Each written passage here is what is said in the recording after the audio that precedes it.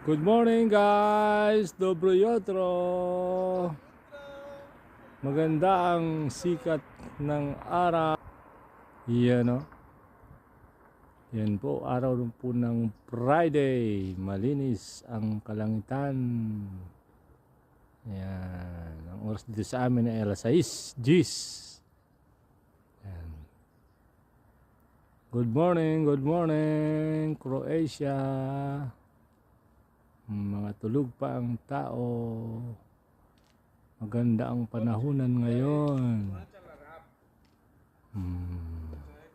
Accommodation.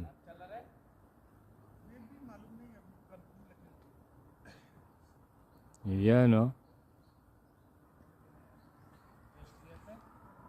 Pohoboy Street, Yolika.